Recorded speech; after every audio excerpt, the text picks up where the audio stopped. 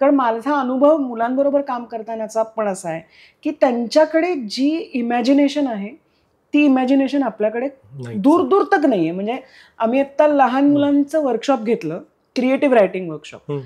आणि आम्ही त्याच्यामध्ये कथा, गाणं, नाटक आणि शॉर्ट फिल्म असे 4 फॉर्म्स मुलांना एक्सप्लोर कर. अगदी छोटी, मी 7-8 वर्षाचा पण एक मुलगा होता.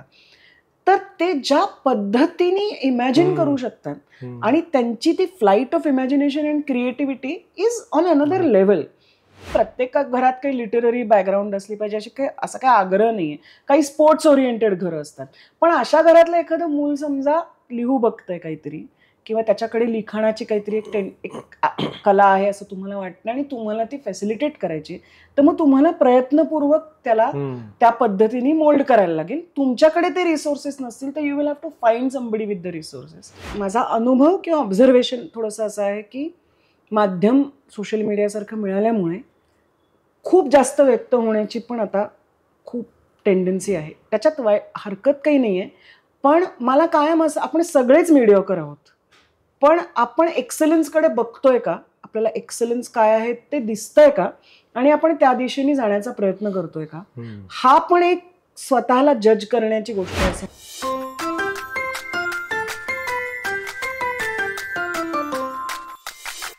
नमस्कार, मी डॉक्टर भूषण शुक्ल. आम्ही पालक या सिरीजमध्ये तुमचं सगळ्यांचं पुन्हा एकदा स्वागत आहे. आज आपण खूप वेगळ्या विषयाबद्दल बोलणार आहोत. एकेकाळी मराठी माणसासाठी लेखक हा जगातला सर्वात मोठा, सर्वात हुशार, सर्वात बुद्धिमान, सर्वात मनुष्य म्हणून योग्य माणूस होता. लेखकांची व्याख्या ओव्हर टाईम बदललेली आहे, लेखकांचे समाजातले रोल बदललेले आहेत, पण लेखन ही कला आपल्यासाठी अजूनही फार महत्त्वाची, फार काळजाजवळची गोष्ट आहे आपल्या. त्याबद्दल बोलण्यासाठी आज आपल्याकडे विभावरी देशपांडे आलेले आहेत. विभावरी, वेलकम. विभावरीला बोलवण्याचं कारण असं की अभिनेत्री म्हणून आपण सर्व विभावरीला ओळखतो, पण त्यापेक्षाही खूप मोठा रोल विभावरीचा लेखिका म्हणून आहे. विभावरीने पुस्तकं लिहिलेली आहेत, नाटकं लिहिलेली आहेत, आणि जगातली जी सर्वात अवघड गोष्ट आहे ती विभावरीने केलेली आहे. ती म्हणजे लहान मुलांसाठी नाटकं लिहिणे आणि लहान मुलांसाठी पुस्तक लिहिणे. असं म्हणतात की बाललेखन किंवा बालकांसाठी लेखन हे मोठ्या माणसांसाठी असलेल्या लेखनापेक्षा कित्येक हजार पटींनी जास्त अवघड असतं, कारण त्याचे जे परीक्षक असतात ते भयंकर क्रूर आणि निष्ठुर असतात आणि त्यांचा जो क्वालिटी कंट्रोल असतो तो फार जबरदस्त असतो. त्यामुळे जर खरा मोठा लेखक कुठला असेल तर जो लहान मुलांसाठी लिहितो आणि लहान मुलांना त्याचं लेखन आवडतं तो. तर त्या भूमिकेतून आज विभावरी आपल्याला भेटते आहे. आपण पूर्वी अभिनयाच्या एपिसोडमध्ये विभावरीला भेटलेलोच आहोत. आज हा मुद्दाम वेगळा एपिसोड आहे की ज्यामध्ये लेखिका म्हणून विभावरी आज आपल्याशी बोलणार आहे. वेलकम विभावरी. थँक्यू. लेखनाबद्दलच जेव्हा आपण बोलतो तेव्हा आपल्याला, जसं मागच्या वेळी आपण अभिनयाबद्दल बोललो, की अभिनयाबद्दल काही ट्रेनिंग नसतं, बरोबर, पण लेखन हे बळजबरीने प्रत्येकाला शाळेत करावं लागतं. म्हणजे नुसतं ते ABCD वगैरे लिहिणं सोड, निबंध लिहावे लागतात. हा, लहानपणापासून निबंध लिहावे लागतात. त्याचे ते 100 वर्ष घसेपिटे विषय असले तरी निबंध लिहावे लागतात. तर तू लहानपणी कशी होतीस ग? किती लिहायचीस?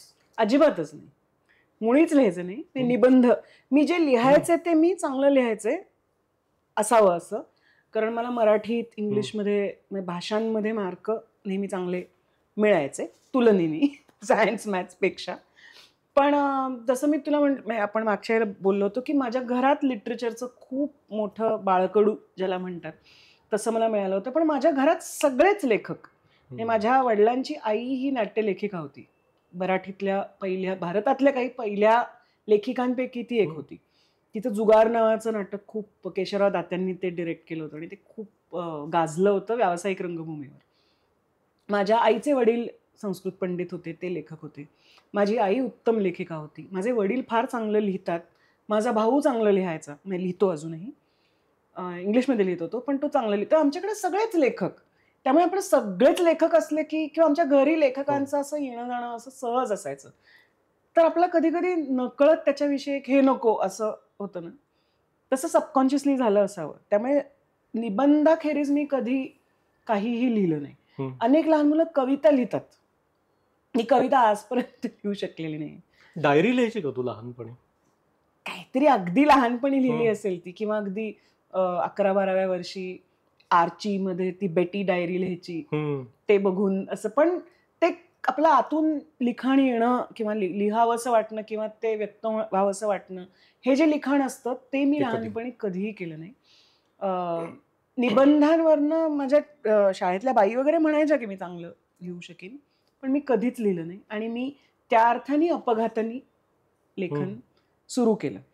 त्यामुळे ते असावं माझ्यात लहानपणी, पण ते कधी मी एक्सप्लोअर कधी केलं नाही. मग तुला कधी अंदाज आला की, किंवा केव्हा जाणवलं की मला हे करायचंय, हे मला आवडतं आणि जमतं? ते जसं मी म्हणलं अपघातानेच. कारण मी नाटक करत होते आणि अभिनेत्री म्हणून मी नाटकांमधून कामं सुरू केली आणि मी ग्रिप्स थिएटरमध्ये काम करायला लागले. आणि श्रीरंग गोडबोले तो माझा मेंटॉर आहे, त्याच्या नाटकात मी आधी काम करत होते. आणि आम्ही मुंबईला एक नाटक करत होतो. तेव्हा मी 17-18 वर्षाची, सेकंड इयरला होते, मी 18 वर्षाची असेल. तर आम्ही मुंबईला एक नाटक रंगा बसवत होता आणि त्याच्यात मी काम करत होते. तर आम्ही मुंबई पुणे प्रवास करायचो. आणि त्याच्यात जस्ट आधी आम्ही पण आम्हाला खेळायचं नावाचं एक खूप चांगलं नाटक केलं होतं, ज्याच्यात मी अभिनय केला. आणि मी लहानपणापासून ग्रिप्स थिएटरची नाटकं बघत होते, रंगाची सगळी नाटकं बघितली होती. आणि आम्ही मुंबईहून पुण्याला येत असताना एक दिवस मी त्याला विचारलं की आता तू कुठलं नाटक पुढचं लिहिणार आहेस?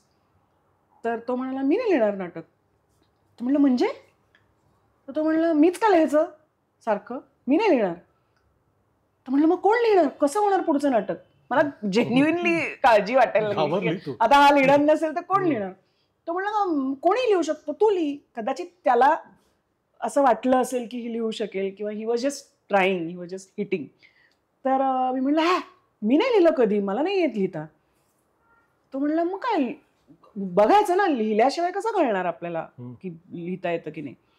तो म्हणलं तो म्हणलं मग असं कर, तू रूपांतर कर, एकदम नवीन नाटक लिहायचं नसेल तर तू अडॅप्टेशन्स कर. तर त्यांनी मला एक बेला बॉस अँड बुली नावाचं जर्मन नाटक होतं, त्याचं इंग्लिश ट्रान्सलेशन दिलं.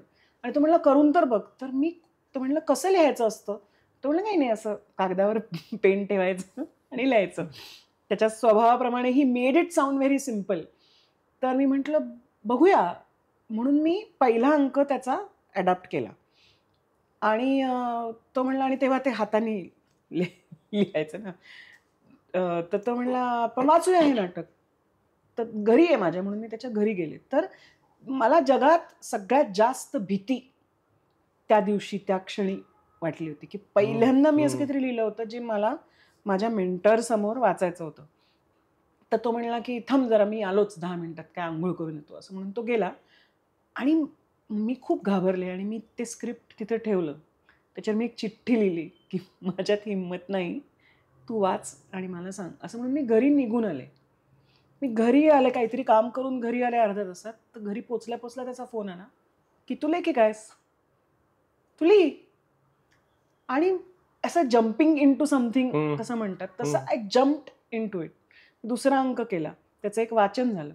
मग ऋषिकेश माझा आता जो माझा नवरा आहे, तेव्हा नव्हता, पण तो म्हणला की चला मी हे बसवतो. आणि ते नाटक झालं आणि ते नाटक चांगलं झालं. म्हणजे मला त्या नाटकाचा पहिला प्रयोग आठवतोय, हाऊसफुल होतं आणि तुफान ते नाटक अप्रिशिएट झालं. अर्थात त्याच्यामध्ये काम करणारे कलाकार, त्यांनी केलेले इम्प्रोव्हायझेशन्स, हे त्याचा खूप मोठा वाटा आहे. पण मला त्या पॉइंटला असं वाटलं की हां, नाटक या माध्यमातून आपण रायटर म्हणून व्यक्त होऊ शकतो. सो त्या अर्थाने ते अपघाताने माझ्या बाबतीत झालं. पण मुळात आपल्याकडे मुळात लेखक कमी असतात, लिहू धजावणारे लोक खूप कमी असतात. त्याच्यात स्त्रिया तर खूपच कमी लिहितात. त्यामुळे नाटक लिहिणारी मुलगी असं एक माझी एक स्पेशल जागा तयार झाली. कारण दिग्गज नाटककार हे सगळे पुरुष आहेत. हो ना, म्हणजे there are beautiful exception, Sai Paranjpye आहेत, पण खूपच कमी. आणि त्याचं पण एक म्हणजे त्याचं मी एक वेगळं अनालिसिस केलं, आपण बोलू त्याच्याविषयी की असं का असेल. त्यामुळे मी एकदम म्हणजे खूप लोक असं झाले की अरे वा वा वा. आणि मग सतीश आळेकर तेव्हा ललित कला केंद्राचे मुख्य होते. त्यांनी ते मला सगळ्या लेक्चर्सना ये ग तू बस असं म्हणायचं. जरी मी विद्यार्थिनी नव्हते तरी ते म्हणजे एस्थेटिक्स राजीव नाईक शिकवायचे तेव्हा त्याच्या लेक्चर्सना मी जायचे. असं मी जाऊन चंद्रकांत कुलकर्णींच्या लेक्चर्सना जायचे. तर महेश एलकुंचवारांनी तिथे एक लेखकांसाठी कार्यशाळा ललित कला केंद्रात घेतली. त्याच्यात मला आळेकर सरांनी तू ये असं सांगितलं. आणि एलकुंचवारांकडनं जसं दुबेजींकडनं अभिनयाचं एक ग्रामर शिकले, तसं तुम्हाला त्या त्या वयात ती माणसं भेटणं हे खरंच तुमचं त्या अर्थाने यू आर लकी. तसे एलकुंचवार भेटले आणि ते माझं बेसिक ट्रेनिंग एलकुंचवारांकडनं झालं लिखाणाचं. आणि मग मी लिहिती झाले नाटक. पण तू त्या बाबतीमध्ये खूप भाग्यवान आहेस, कारण तुझ्या घरात लोक होती की ज्यांना लिखाणाचं कौतुक होतं, ज्यांना लिखाणाचं महत्व होतं, ती त्यांची पॅशन होती. अगदीच. आता बरेचशी मुलं जी लिहितात तर त्यांचं लिखाण उमलायच्या आधीच शाळेमध्येच बळजबरीने कोमजवलं जातं. की तो जो काय तीव्र सूर्यप्रकाश असतो परीक्षेमध्ये निबंध लिहिण्याचा, त्याच्यात ही सगळी फुलं कोमसतात.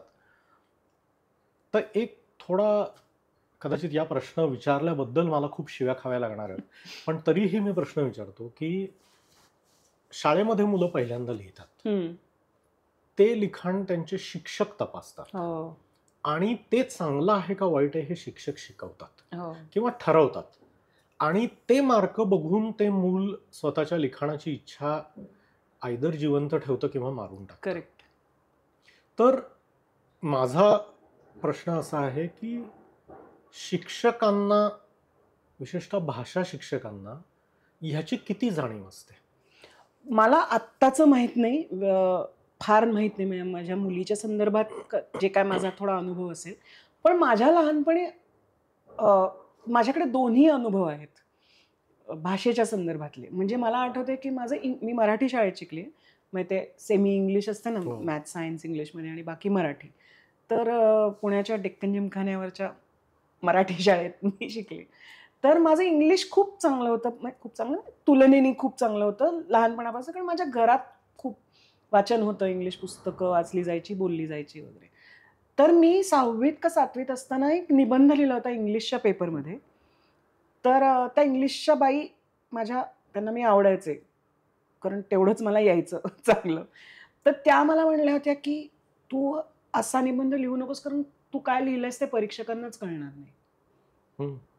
तर तू साधा लिही, भाषा साधी वापर, कळेल अशी वापर. कारण माझी व्होकॅब्युलरी तुलनेने खूप चांगली होती, कारण मी खूप इंग्लिश वाचायचे. तर मला असं झालं की अरे म्हणजे मला हे येतंय आणि मी व्यक्त होऊ पाहते या भाषेत, पण त्याला मार्क मिळणार नाहीये, त्यामुळे तू ते करू नकोस असं म्हणून मला एक ठरलेला निबंध लिही इंग्लिशमध्ये असं सांगितलं. पण माझ्या मराठीच्या शाळेतल्या बाई फारच एक्सेप्शनल होत्या. म्हणजे त्यांची स्वतःची भाषा खूप सुंदर होती आणि त्यांनी भाषेवर प्रेम करायला शिकवलं. आणि जिथे ज्या वर्गात सायन्स आणि मॅथ्स येणाऱ्या मुलींनाच फक्त हुशार म्हटलं जायचं, त्याच्यामध्ये त्या मला खूप वेगळं महत्त्व द्यायच्या, मला वेगळं स्थान द्यायच्या.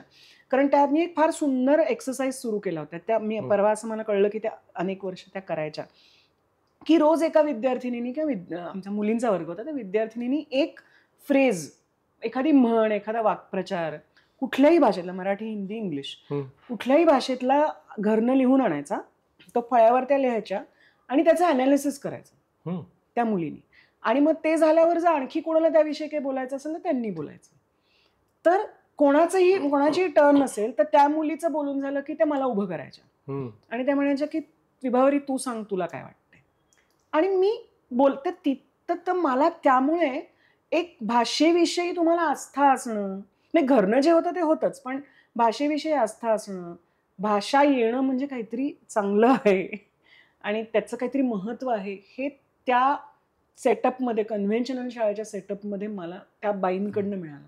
पण हे खूपच अपवादात्मक हे होती. अदरवाईज एका ठोकताळे बांधून तो निबंध तसाच लिहायचा, शेवटी एक म्हण लिहायची, असं ते आम्ही तो विनोद करतो ना, की कुठलंही काही लिहायचं आणि शेवटी म्हणायचं की हे बघून असंच वाटतं, असं म्हणून ठरलेल्या 2 ओळी लिहायच्या. तर मला भाषा किंवा व्यक्त होणं या बाबतीत शाळा लेवलला काही फार वेगळे प्रयत्न केले माझ्या काळात तरी नाही जायचे, कारण जो फोकस सायन्स आणि मॅथ्सवर असायचा तो कधीच भाषांवर नसायचा.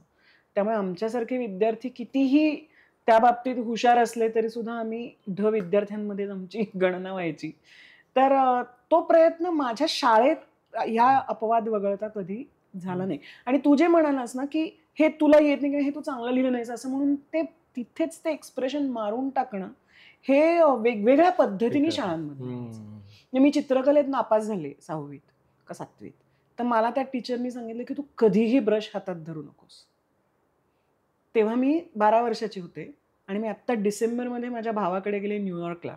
तिकडे पेंट अँड सिप नावाचं त्यांच्याशी 1-2 तासाचे हे असतात. तेव्हा मी ॲट द एज ऑफ 44 मी ब्रश परत हातात घेतला. And I really enjoyed doing that, though it was not good, पण आय एन्जॉय. आनंद तुझा तो इतके वर्ष राहून गेला. तर हे आपल्याकडच्या स्ट्रक्चर्समध्ये आणि सिस्टीम्समध्ये या चित्रासारखं हे चित्र, या निबंधासारखा हा निबंध, या आग्रहात तुम्ही आग्रह करत राहिल्यामुळे मुलांचं नॅचरल एक्सप्रेशन लहानपणीच मारलं जातं.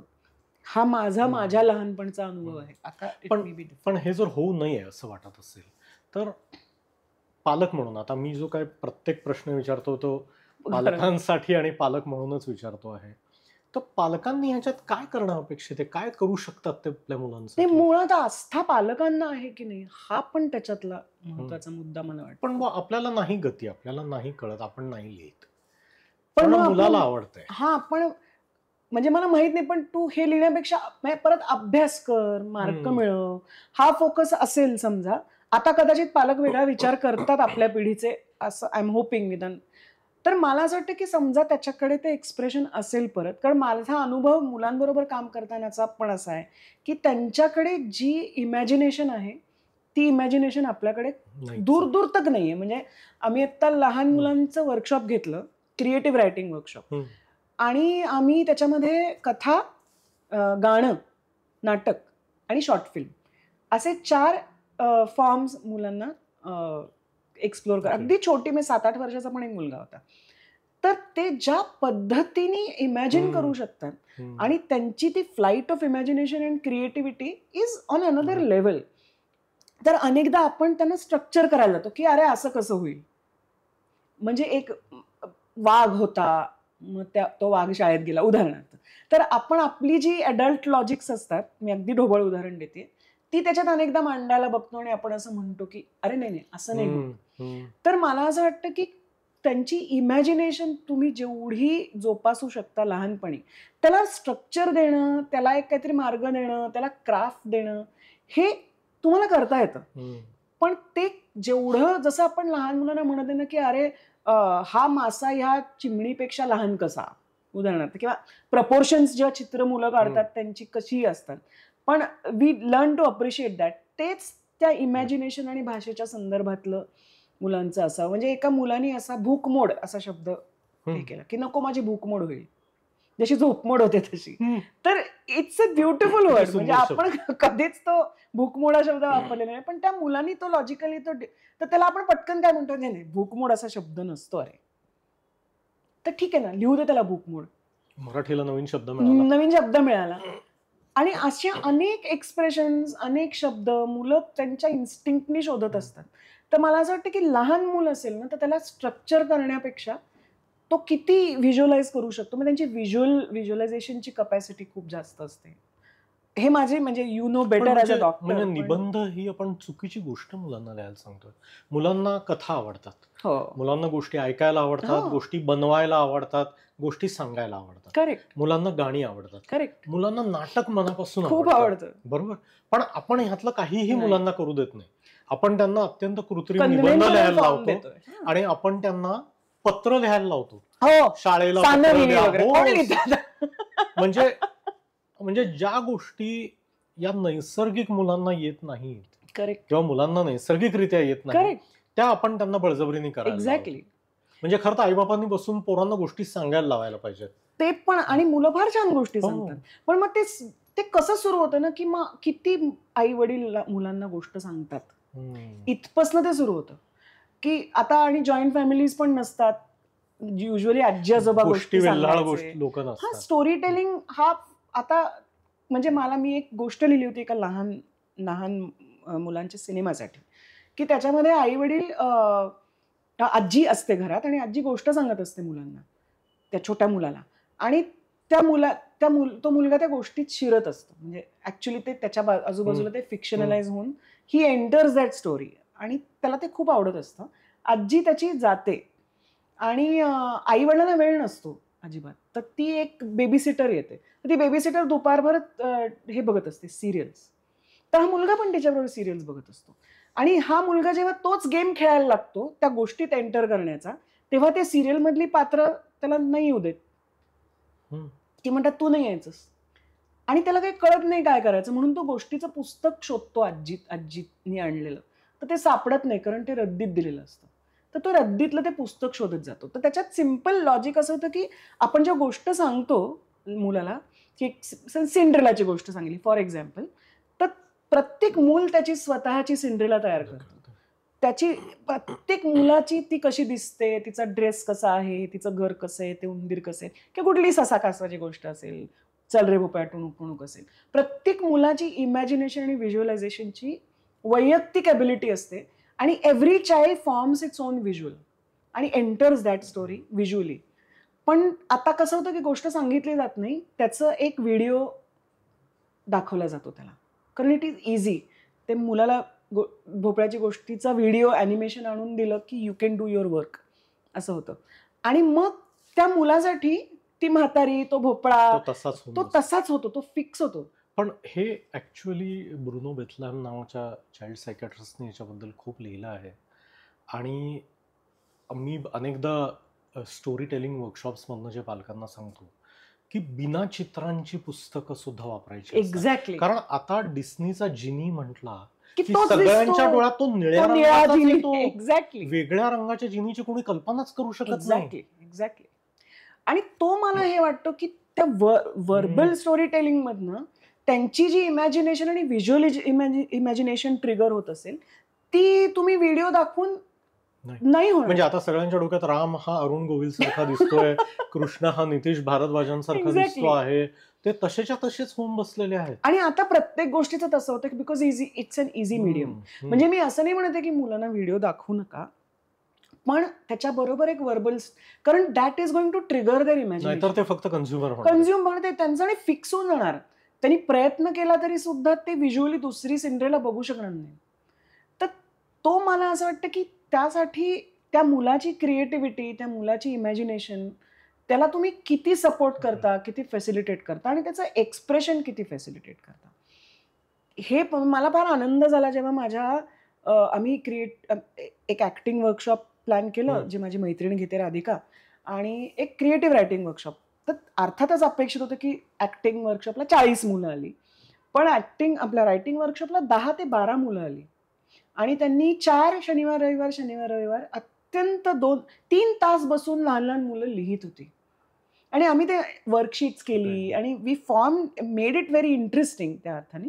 पण मला असं लक्षात आलं की इतकं नैसर्गिक आहे ना ते एक्सप्रेशन, लिहावं असं वाटणं, हे जसं चित्र काढणं नैसर्गिक आहे तसं शब्दात म्हणणं, जशी भाषा यायला लागेल तसं ते इतकं नॅचरल आहे. पण लेखनाविषयी ना खूप भीती आहे. हे मला मान्यच आहे की प्रत्येक माणूस लेखक नसतो, हे मला मान्य आहे की असं नाही आहे की anybody can write. Of course not everybody can write. पण भीती खूप आहे. म्हणजे आता मोठी झालेली, आता मी यंग मुलांबरोबर पण कामं करते. आत्ता मी ग्रिप्सच लहान मुलांसाठीच नाटक कसं लिहायचं ह्याचं एक वर्कशॉप घेते, कारण माझ्यानंतर लेखकच आमच्या ग्रुपमध्ये नाही आहे. तर मी 20-22 मी रंगानंतर मी लिहायला लागले, पण माझ्यानंतर दिग्दर्शक आहे, राधिकानी केली, ऋषिकेशनी केली, पण लेखक नाही तयार होत, कोणी होतच नाही, कारण इतकी भीती आहे त्याच्याविषयी की बापरे. आम्हाला हे किती महत्वाचं आहे. हो, लोकांना असं वाटतं की लेखकांना खरं काही किंमत नसते. आणि आता तर चॅट जीपीटी नावाचे AI आल्यावर लोकांना वाटतं की मी फक्त अशी कमांड देईल आणि मला स्टोरी लिहून मिळेल, जी मिळते सुद्धा. हो, पण म्हणजे मी मध्ये खूप अशी चर्चा अशी चालू होती की काय होणार, तर मी ते युवाल नोआ हरारीचं 21 लेसन्स पुस्तक वाचलं. तर तुम्ही जितके ओरिजिनल आणि आयडिएशन लेवलला जितके ओरिजिनल असाल, क्रिएटिव्ह असाल, तितके तुम्ही पुढच्या काळात सर्व्हाइव्ह होण्याचे चान्सेस आहेत. कारण otherwise everything can be replace. म्हणजे खरंच मुलांनी लिहायला पाहिजे. आणि कुठल्याही सर्जन प्रक्रियेची सुरुवात ती आहे ना, लिखाण. बरं, महाराष्ट्रामध्ये तर आपल्याकडे थिएटर बघायला गेलं तर इतकी मोठी परंपरा आहे लेखकांची. म्हणजे मला आठवतं, मी दिल्लीला एक नाटक लिहायला गेले होते, ग्रिप्सच नॅशनल स्कूल ऑफ ड्रामामध्ये. त्यांची संस्कार रंगटोली नावाची त्यांची रेपर्टरी लहान मुलांची. तर तिथे पोस्टर्स लावली होती आणि त्या प्रत्येक पोस्टरवर काय अमुक अमुक नाव आणि डिरेक्टेड बाय तमुक तमुक अशी नावं होती. तर मी त्यांना विचारलं, ऐसे किसी भी पोस्टर पे राइटर का नाम क्यों नहीं है? कारण आपल्याकडे लेखक दिग्दर्शक. तर ते म्हणले, मैम यहाँ पे उतने स्ट्रॉन्ग राइटर्स है ही नहीं, तो डायरेक्टर्स डिवाइस करते हैं प्ले. तो म्हणला, आप महाराष्ट्र से आइए ना, आपके पास तेंदुलकर है, एलकुंचवार है, आळेकर है, चंप्र देशपांडे, गोपू देशपांडे, हमारे यहाँ पे मतलब नाही आहेत मोठे लेखक. पण मराठी थिएटर इतकं वर्बोज आणि लेखकांचं माध्यम लेखकांना खूप आहे. पण त्याची भीती खूप आहे लेखनाची. कविता धडाधड लिहितात लोक, आणि आय एम व्हेरी सॉरी, पण खूप वाईट कविता पण खूप लोक लिहितात. खरं तर कविता खूप जास्त अवघड आहे, अत्यंत अवघड आहे. म्हणजे मी तर धजावतच नाही, इतकी वर्ष मी लिहिते, पण मी कविता नाही लिहू शकत. कारण मला असं वाटतं इतका कॉम्प्लेक्स आणि इतका त्या अर्थाने स्वतःला नग्न करावं लागतं असा फॉर्म येतो की मी गाणी उत्तम लिहिते कारण मला मीटर आणि यमक वगैरे येतं, पण कविता नाही लिहू शकत. ती ही भीती आहे ना लिखाणाविषयीची, ती भीती थोडीशी काढली पाहिजे आणि तो प्रयत्न केला पाहिजे. म्हणजे आम्हाला खूप सुचतं पण आम्हाला लिहिता येत नाही असं म्हणणारे खूप लोक असतात, आणि आपल्याकडे परत लेखनाविषयीचं ट्रेनिंग नाही दिलं जात. सो त्याचं काय करता येतं? नाही, मला असं वाटतं की परत ग्रामर ही गोष्ट असते ना, की मला एक कल्पना सुचली तर मी त्याची कथाही लिहू शकते, एक लघुकथा किंवा दीर्घकथा. मी त्याचं नाटकही लिहू शकते, मी त्याचा सिनेमाही लिहू शकते, मी त्याचं गाणंही लिहू. वेगवेगळ्या अर्थात प्रत्येक कल्पना त्याचा फॉर्म घेऊन येते असंही आहे. म्हणजे मला जितक्या सहज नाटक सुचतं तितकं मला आत्ता मी कथा लिहायला लागले. पण ते तुम्हाला तो फॉर्म कळणं, त्या फॉर्मचं त्याचं ग्रामर कळणं आणि तुमचा एक्सप्रेशनचा नॅचरल फॉर्म कुठला आहे हे कळणं, हे पण. आणि ते इट्स ऑल ट्रायल आणि एरर. मला असं वाटतं की असं मी वाचलं होतं कुठेतरी की writing a bad film is better than not writing a film. त्यामुळे असं की तुला लिहायला उतरवायला तर लागेल कागदावर. पण हा मला खूप महत्वाचा मुद्दा वाटतो पालकांसाठीचा, की सगळे मोठे लेखक तिघांनी लिहितात, शिस्तीने रोज लिहितात आणि 1000 पानांपैकी 1 पान पब्लिश करतात. एक्झॅक्टली.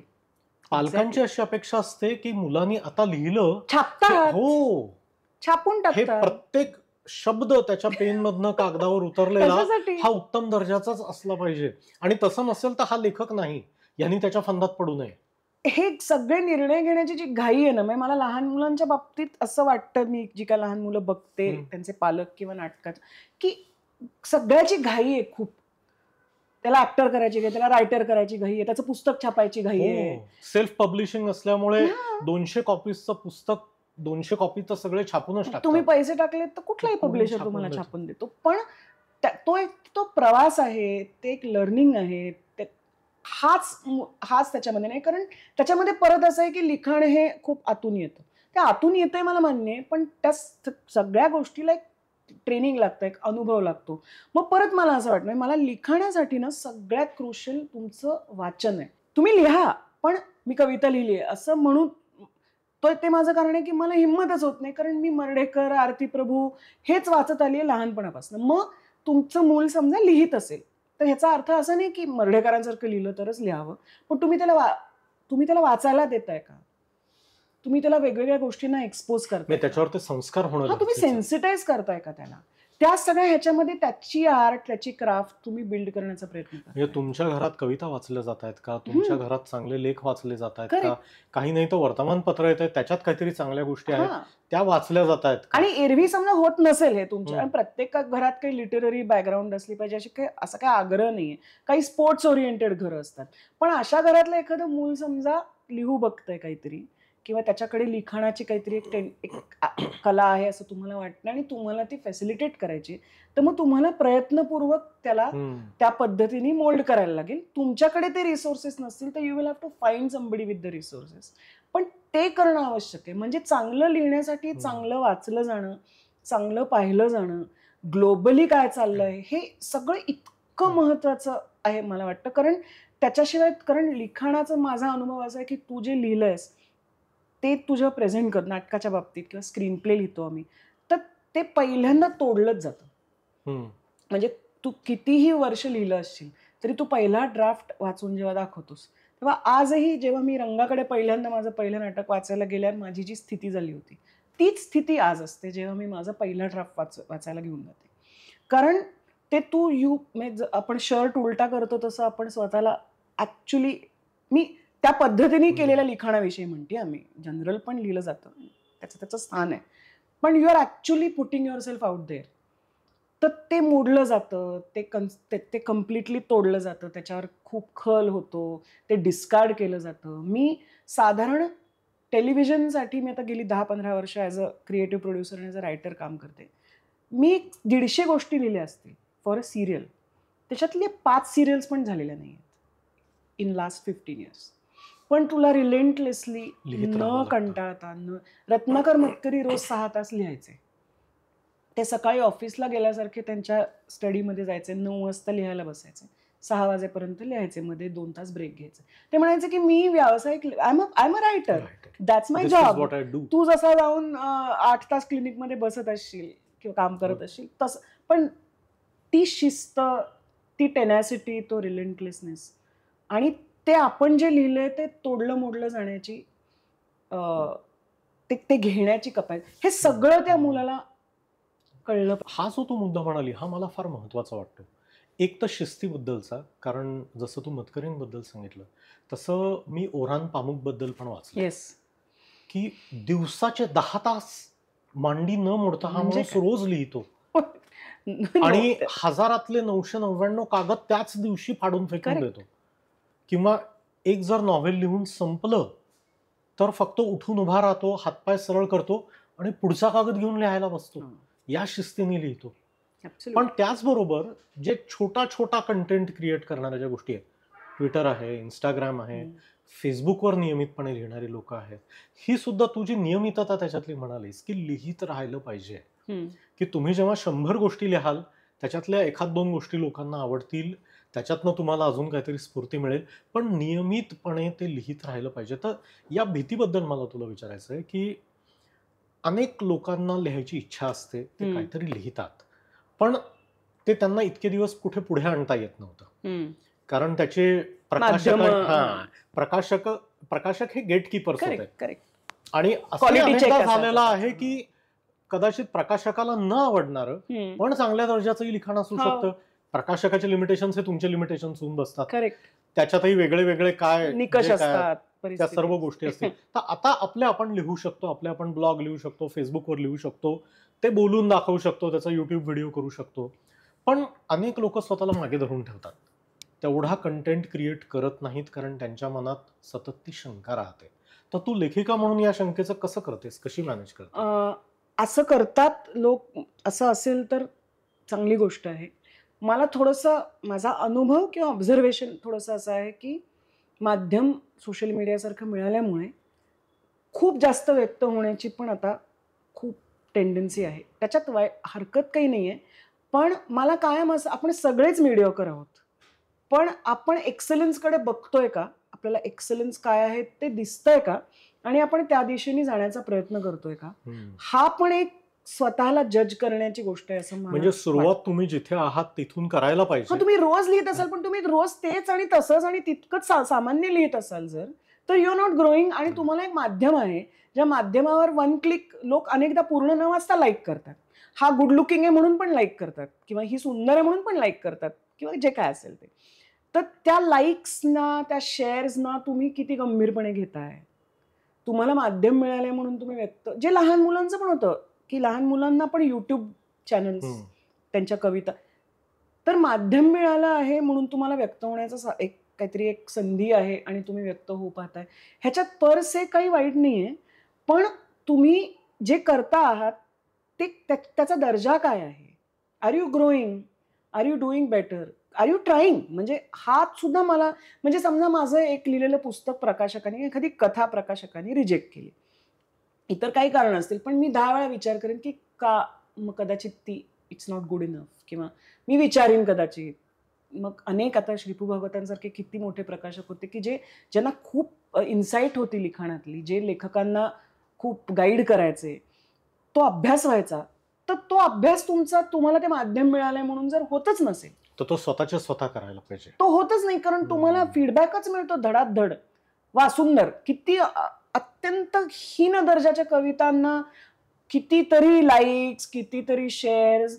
तर ठीक आहे, म्हणजे पण हे शेअर्स, हे लाईक्स कशाचे आहे. तर हा सेल्फ असेसमेंटचा जो मुद्दा आहे ना, तो मला असं वाटतं लेखनात कशाही बाबतीत असायला पाहिजे. पण माध्यम मिळाल्यामुळे तो जर मागे पडत असेल तुमच्याही बाबतीत, किंवा तुमच्या मुलाच्या बाबतीत, किंवा तुमच्या विद्यार्थ्याच्या बाबतीत, तर ते भान तुम्हाला असणं फार आवश्यक आहे की हो, तुला 200 लाईक्स मिळाले असतील, पण ही कविता ठीकच आहे, किंवा हे मीटर नाहीये बरोबर. म्हणजे मुलाला लिहायला तर उत्तेजना द्यायची आहे, ते फॅसिलिटेट करायचं आहे, पण ते डोक्यात नाही जाऊ द्यायचं. हा, आणि हा खूप मोठा चॅलेंज आहे आता, एस्पेशली सोशल मीडिया सारखं माध्यम असल्यामुळे, जो अभिनयाच्या बाबतीत पण आहे की युट्यूबवर तू तुझं टाकलंस लहान मुलांनी केलेली नक्कल, की पूर्वी घरातली आलेले 4 पाहुणेच अप्रिशिएट करायचे, आता ते it is on the web आणि इट इज बिंग अप्रिशिएटेड. तर ते तुम्ही हा प्रयत्न करता. मला कायम असं वाटतं की लेखन असेल, अभिनय असेल, कुठली आर्ट असेल, किंवा कुठल्याही प्रोफेशनमध्ये you should always try to get better. कालपेक्षा आज, आजपेक्षा उद्या, हा तुमचा प्रवास झाला पाहिजे. आणि ह्याची जाणीव तुम्हाला जर पालक म्हणून नसेल, तर त्या एक्सलन्सचा आग्रह तुम्ही मुलाच्या बाबतीत. पण मुलांना मदत कशी करायची. आता आपण म्हणतो आहे की लिहित तर राहिलं पाहिजे, ते ज्या क्वालिटीचं निघत असेल त्या क्वालिटीचं निघत असेल, पण ती प्रॅक्टिस करत राहणं गरजेचं आहे. करेक्ट. ते सोशल मीडियावर टाकणं अवेलेबल आहे तेही करणं गरजेचं आहे, नाही तर त्याच्याबद्दल कोणाची मतही आपल्याला कळणार नाही. मला थोडंसं गरजेचं नाही सुरुवातीला, असंच खरंच वाटतं. म्हणजे मला असं वाटतं की परत तेच आहे की एक काहीतरी एक प्रवास तर होऊ देत, एक काहीतरी एक्सप्लोरेशन तर होऊ देत, मग लोकांसमोर आणूया. असं मला जनरली पण वाटतं की too much too early can be very difficult. आणि मग ते मुलं तर आणखी लहान असतात, त्यांना 50 लोकांनी सांगितलं की मस्त मस्त मस्त मस्त, तर ते उद्या म्हणतील की मस्त आहे की. मग त्याला कसं कळेल की हे फक्त आपल्या नातेवाईकात म्हणून कौतुक करतात, आणि हे खरं तर मस्त नाही असं नाही, पण इट कॅन बी बेटर. म्हणजे मला आता फॉर एक्झाम्पल आम्ही मुलांची वर्कशॉप, पण तू लेखिका म्हणून तू फार असंतुष्ट वाटते. अतिशय असं आहेच. म्हणजे तू इतकी पुस्तकं लिहिली आहेस, नाटकं लिहिलेली आहेस, पण तुझ्या बोलण्यातनं सारखं असं जाणवतंय की अजून काहीतरी बाकी आहे, अजून काहीतरी आणि ते असायलाच पाहिजे. म्हणजे कलाकारांनी असायलाच पाहिजे असंतुष्ट, कारण नाही तर यू विल नेव्हर ग्रो. आणि मला खरंच असं वाटतं, मला नेहमी असंच वाटतं की खूप अजून करायला, मी लिहायला पाहिजे खूप, पण मी लिहित नाही, कारण लेखक भयंकर आळशी असतो. म्हणजे मला आठवतंय महेश एलकुंचवार एक वर्कशॉपमध्ये असं म्हणलं होतं की ज्या दिवशी मला माहिती असतं की आता लिहायला बसायचं असतं, त्या दिवशी मी कपाट आवरायला घेतो, त्या दिवशी मी म्हणतो आज मी स्वयंपाकच करतो. कारण writers always avoid actually sitting down. कारण ना मला असं वाटतं, हे बघ, आता लिखाणाची पण माझ्या टेलिव्हिजनसाठी तुम्ही जेव्हा लिहिता, अत्यंत चॅलेंजिंग आणि अतिशय क्रिएटिव्ह गोष्ट आहे, हे मी अगदी सांगते. कारण तुला इतक्या सगळ्या पॅरामीटर्समध्ये लिहायला लागतं की उद्या हा आर्टिस्ट अवेलेबल नाही आहे, तर सगळे सीन तसे फिरव. उद्या हे लोकेशन अवेलेबल नाही आहे, तर सगळे सीन घरात फिरव. या एपिसोडला TRP मिळाला कारण हा कलाकार आहे ना, हा आवडतोय लोकांना, मग त्याची प्रमुख भूमिका नसेल तरी त्याच्या दृष्टीने गोष्ट फिरव. या पद्धतीने तुला रोज 6 ते 7 सीन लिहायला लागतात if you are a dialogue writer. तुला रोज 1 ते 2 एपिसोड लिहायला लागतात if you are a screenplay writer. तुला 8-8 तास बसून लिहायलाच लागतं. आणि तेव्हा तू म्हणू शकत नाहीस की मला रायटर्स ब्लॉक आला, मला इन्स्पिरेशनच नाहीये, कारण शूटिंग अडलेलं असतं. So it's a very creative medium. तू सिनेमा, नाटक हे काही जेव्हा खूप आतून काहीतरी वेगळं लिहितोस ना, तेव्हा तुला खरंच स्वतःला ढवळून काढायला लागतं. You have to make yourself vulnerable, insecure. तू लिहिलंस की तुला असं वाटतं की वाह, आणि दुसऱ्या दिवशी तू वाचलंस की यू हेट इट. असं वाटतं की काय लिहिलंय हे, हे फार किती वेदनादायक आहे. अत्यंत वेदनादायक आहे. आणि तितकंच ते कंपल्सिव्ह पण आहे. म्हणजे या सगळ्यांना जावं लागतं म्हणून जाऊ दे मी तर लिहित नाही, असं होत नाही. यू वॉन्ट टू राईट, आतून यू ती वॉन्ट टू टोचणी राईट. लागत राहते. तर ते खरंच आहे का, आणि ही टोचणी किंवा हा प्रयत्न हे रिसीव्ह होतंय की नाही याच्या पलीकडचा असतो. पण अगदी कृत्रिम जर ह्याला काहीतरी एक्सरसाइज बनवायचं असेल तर आई वडिलांनी मुलांना एखाद्या सुट्टीमध्ये रोज बसवून 2 तास लिहायला लावावं का? त्याला लिहायचं असेल तर. नाही मुलाला दिवाळीतला अभ्यास असतो घरचा, तसं नाही करायला लावू असं मला वाटतं. आणि ज्यांना आतून असताना ते लिहितात. या वर्कशॉपला म्हणजे एक छोटासा मुलगा आला होता, तो सतत लिहायचा, काहीतरी काहीतरी काहीतरी, आणि इतकं गोड लिहायचा तो. एक दिवस आम्ही व्हाईट बोर्डवर असं काय काय लिहित होतो, तर रंगाने काहीतरी लिहिलं आणि तो म्हणला शिरोरेग राहिली.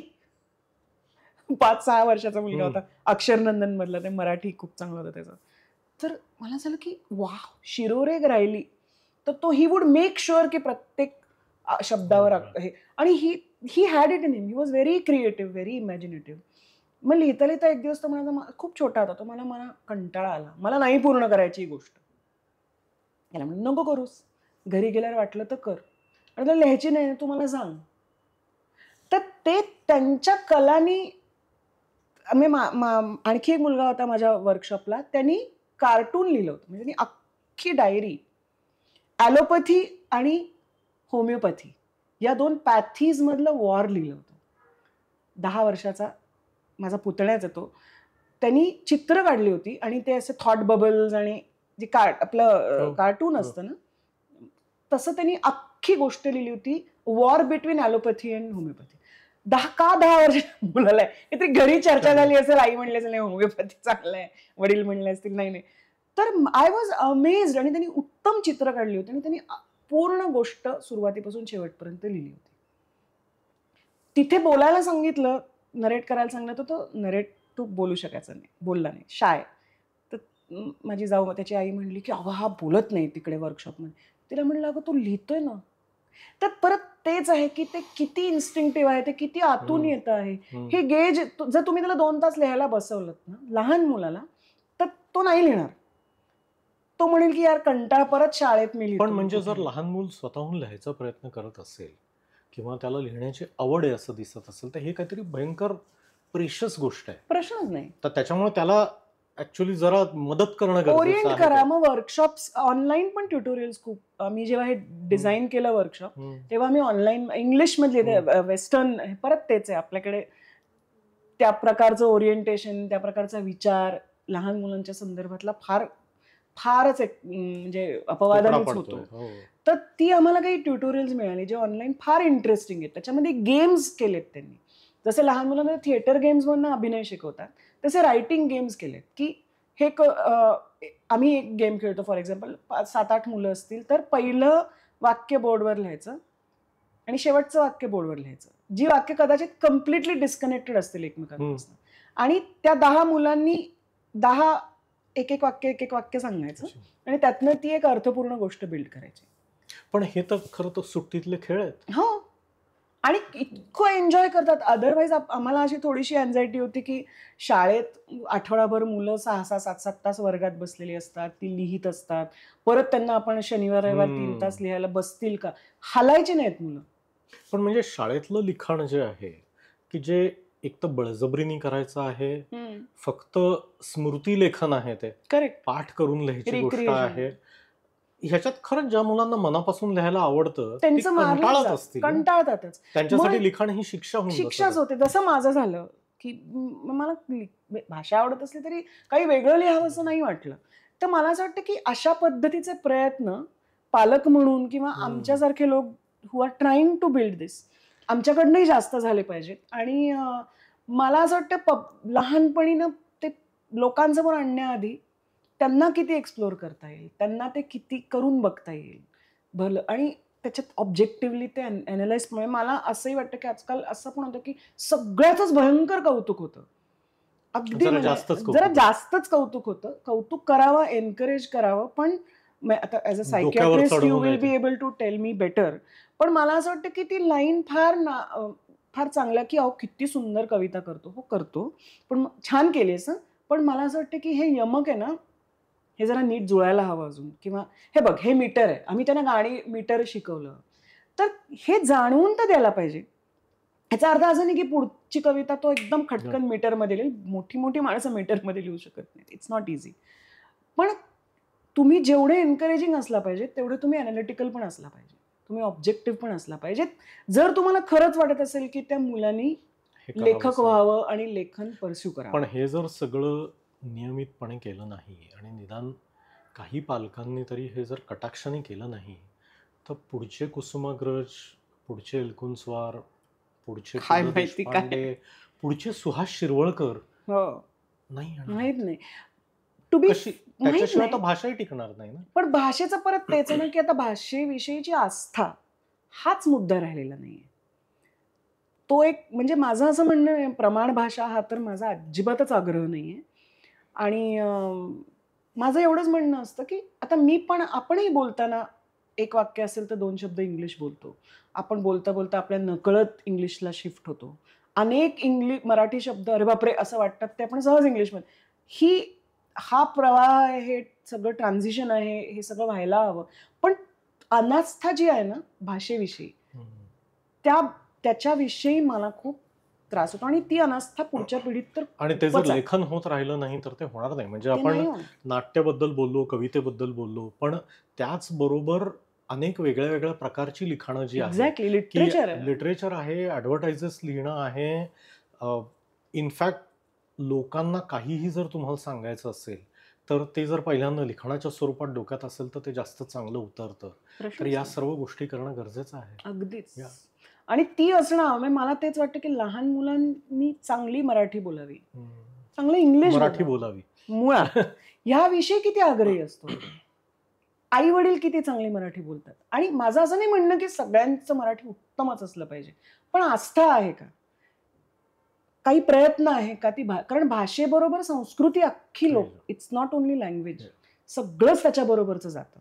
सो हे जर समराईज करायचं असेल तर इज इट करेक्ट टू से की एक म्हणजे लिखाण असो, काहीही भाषेशी संदर्भात किंवा क्रिएटिव्ह ॲक्टिव्हिटी कुठलीही असो, तर त्याच्यात घरात वेळ दिला गेला पाहिजे. हो, अगदी. पालकांनी बसून या करून घ्यायच्या गोष्टी आहेत.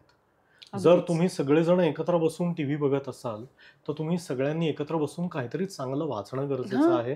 तुम्हाला जर काही चांगलं सापडलं असेल तर मुलांचा अभ्यास न घेता ते निदान वाचून तरी दाखवणं.